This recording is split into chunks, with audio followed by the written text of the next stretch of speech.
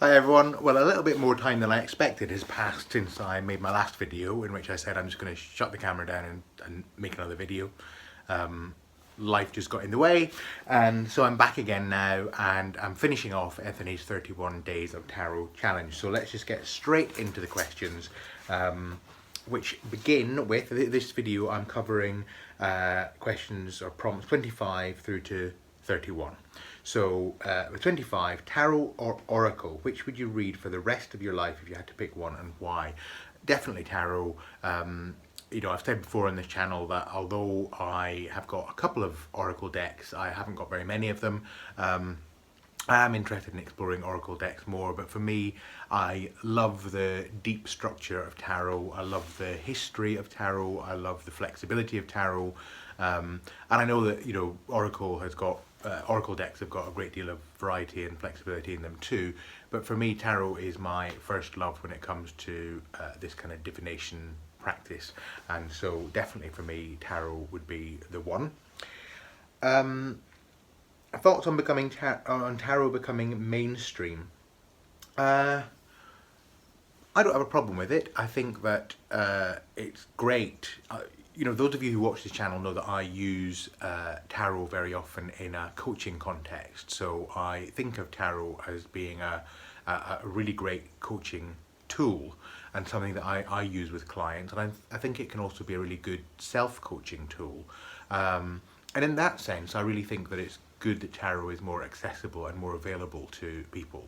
So I don't have a problem with tarot becoming mainstream and becoming more popular and being more accessible to those who want to use it.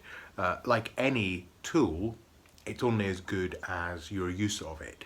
So I think the fact that there are many more tarot decks out there and there's a great deal of information online is terrific, but it's only useful if people are actually using it in a sensible, responsible, and really holistic, I think, way. So I'm pleased that it's becoming mainstream on the one hand, and on the other hand, I am conscious that there might be some pitfalls there. But on balance, I think it's good that tarot is not something that is hidden away, and I even find myself feeling a little bit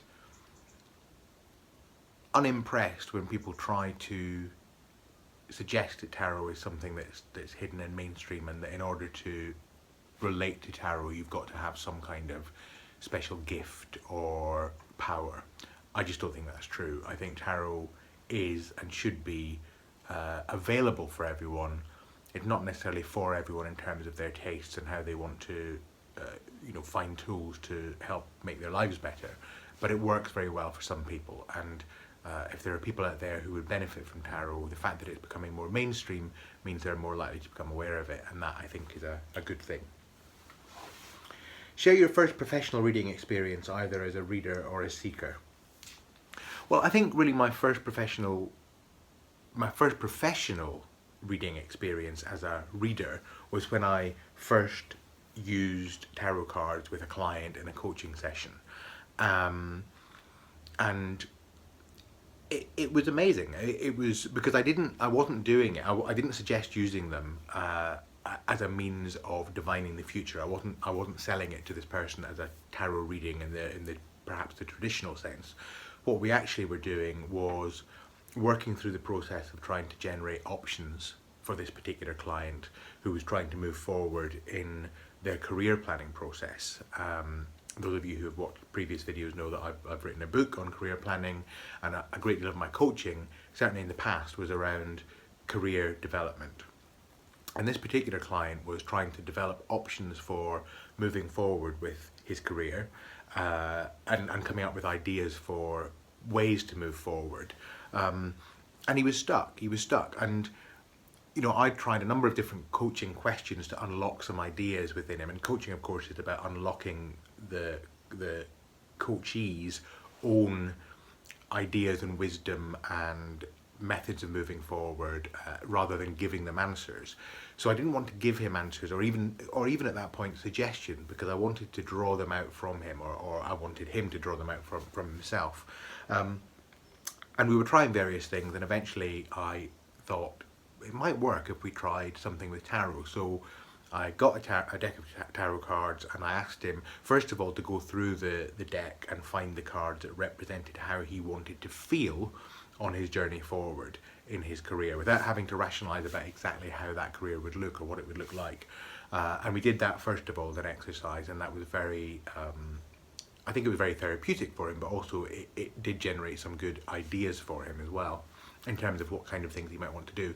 And then we used the cards in a more traditional way, where actually we constructed some particular questions about what he wanted to know about. So effectively designed a tarot spread, because we worked out these questions and then arranged them in a spread formation and pulled cards, I think a couple of cards each actually for each position, to illuminate the question.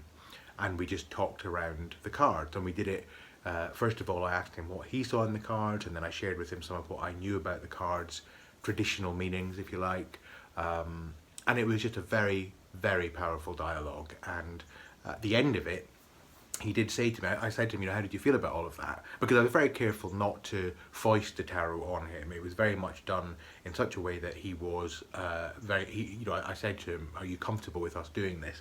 And he was. But he said afterwards that he would never have chosen to have a tarot reading, and he would never have thought to pick up a deck of cards, but he found the process extremely powerful because it allowed him to move beyond the rational in some ways and tap into his own intuition, and just the stimulus of the images on the cards were enough to generate ideas for him. So that was my first experience of doing it professionally, because that was in a professional coaching situation, and that was after several years of having read for myself and for friends for fun, I guess you would say. So doing it professionally for that client was a real eye-opener and very positive, and it worked really well. So that's that. Share one celebrity that you would refuse to read for, no matter how much they paid you, and why.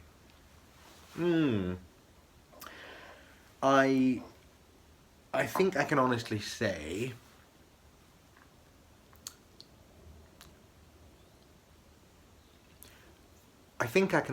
that there is no celebrity I would refuse to read for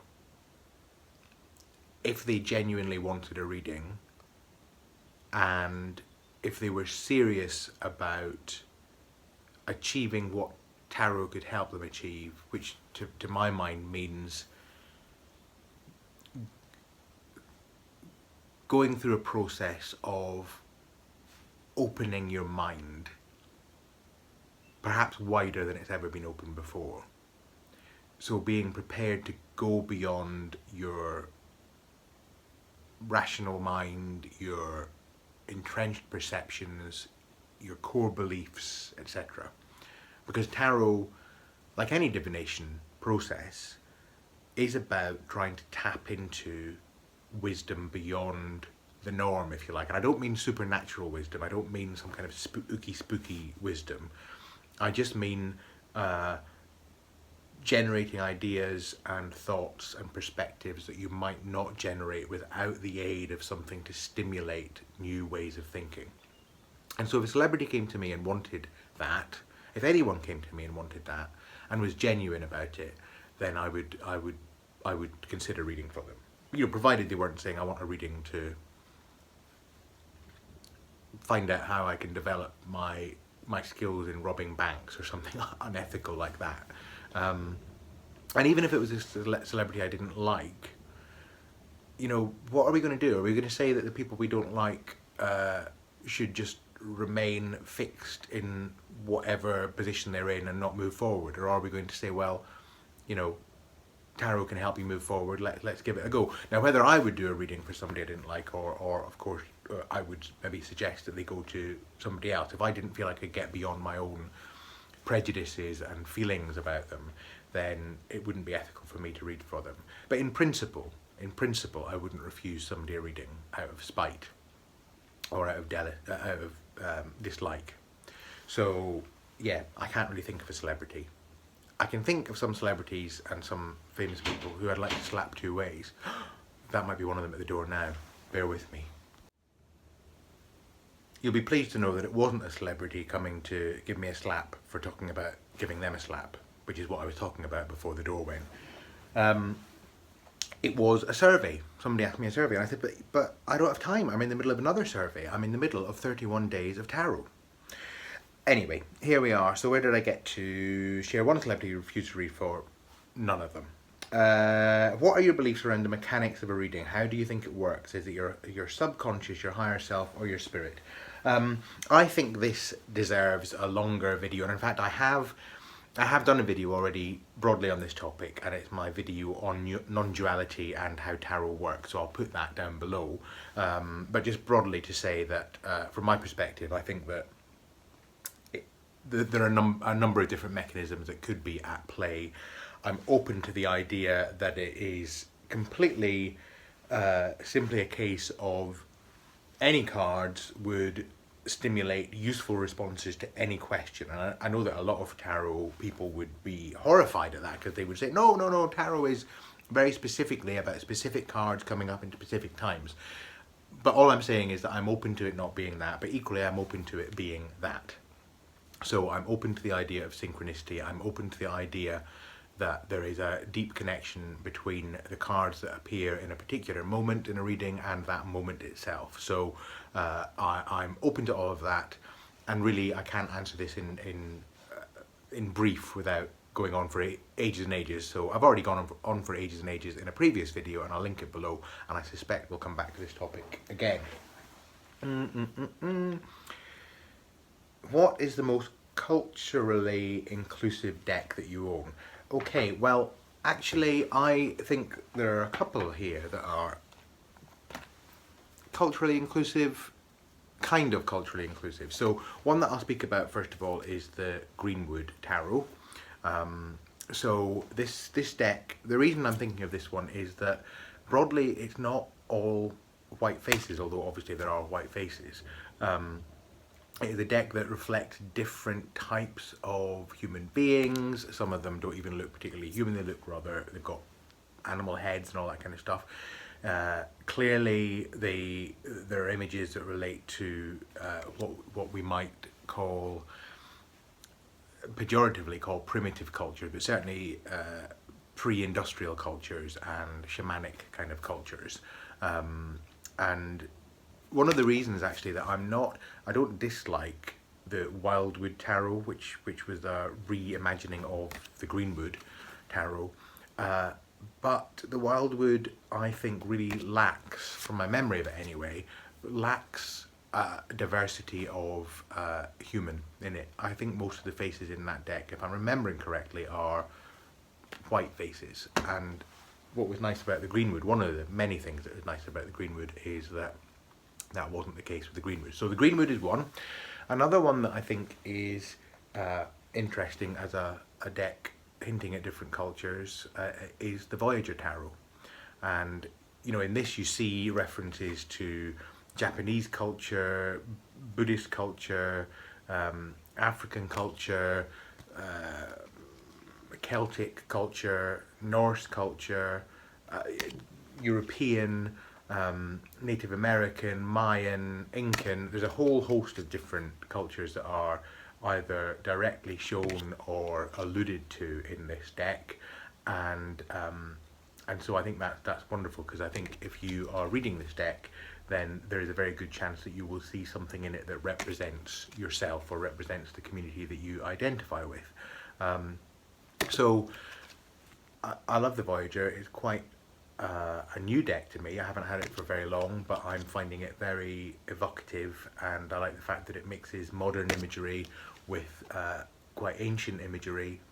The cards are quite busy in a way, but I think busy in a good way. There's a great deal of information in there, and although I'm not normally a fan of collage style decks, I am a fan of this one because I think it just works so well. And I love the fact that the back of the cards is this cross section of DNA. You can't get much more multicultural than a cross section of human DNA. So I love that very much. And another deck that I think does very well on the multicultural stakes is the Heindel tarot. And oh, here's Maya. Hello, Maya. My cat has just walked in.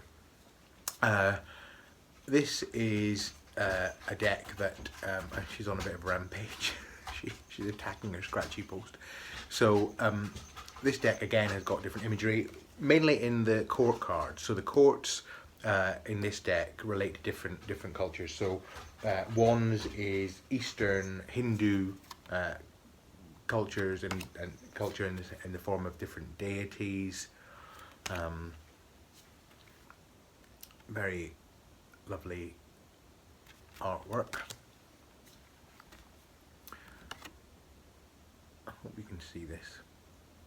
I hope there's not too much glare. And you see that each of the court cards is either son or daughter or mother or father of, then the name of the suit, wand, sword, etc., etc., in the east or the north, and you know, etc., etc. So that's wands. Cups is northern cultures, Norse cultures, and Celtic kind of cultures. So there we've got Odin, Brigid for Ireland, Parsifal, and then Egyptian culture for the swords. I say culture, I mean they are broadly deities, so I'm not suggesting that when somebody looks at these they are going to necessarily see themselves, but at least there is a diversity of different you know, cultural and religious thought in this deck. I think Maya is trying to attract everyone's attention. You're not on camera, Maya. You're not actually on camera at the moment. Do you want to be on camera? No, she doesn't want to be on camera. Okay. So, and then for the stones, which is the pentacle suit, it's Native American. So I love that Heindel has used these different cultures, very different geographical cultures and different styles in his deck. So there we have Chief Seattle. So yeah, a lovely multicultural deck, and I'll probably do a video actually at some point in the future on multiculturalism in the tarot, because I've got a couple of decks coming to me that are very avowedly multicultural, and I'm looking forward to that. So, and then finally, the final question of 31 Days of Tarot is, what are your favourite tarot apps, and do you work with them, and on what platforms? I don't really think I've got a favourite tarot app. I've got some decks on my phone. I've got apps for certain decks. Chris recently did a video, and I'll link it below, on the Buckland Romany Tarot, because he did a video in response to a tarot tag that I had set up, Tarot Tools Trio, where he showed the Buckland Romany Tarot as, I think it was as his wild card, because in that tag I asked people to pick 3 decks, 3 books and 3 spreads plus a wild card tool, and he picked that tarot. It's out of print and is obtainable only at great price, but it's a gorgeous deck, and he told me that there was an app, so I've got that app on my phone now, and that's well worth getting. I've actually got the Druidcraft on my phone because I haven't got a copy of the Druidcraft deck, although I love that deck.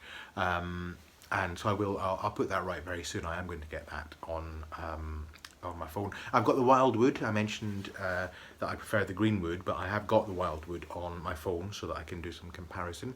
And it is a beautiful deck. I'm not saying it's not a nice deck. I'm just saying that for me, it lost something when it looked. And it maybe gained things in becoming the Wildwood, and it also lost things. But isn't that the way of things when a different interpretation comes along? So I've got that on my phone. I like that very much, and that's probably about it. I use them mainly on my phone so that I've got access to tarot decks and tarot information when I'm out and about without carrying a deck, an actual physical deck with me. And I think I might have them on my iPad as well. Although, yeah, on here I've got the Wildwood, the Druidcraft. Oh, and I've also got, of course, Tarot of the Pagan Cats. Oh, look, and you know, you've seen my High Priestess drawing that I did of my cat Maya, and here is another High Priestess black cat. Isn't that gorgeous? Oh, love it. So I think the Tarot of Pagan Cats is delightful. The Empress. I know this is probably creating all kinds of weird visual distortion and feedback, but can you see that?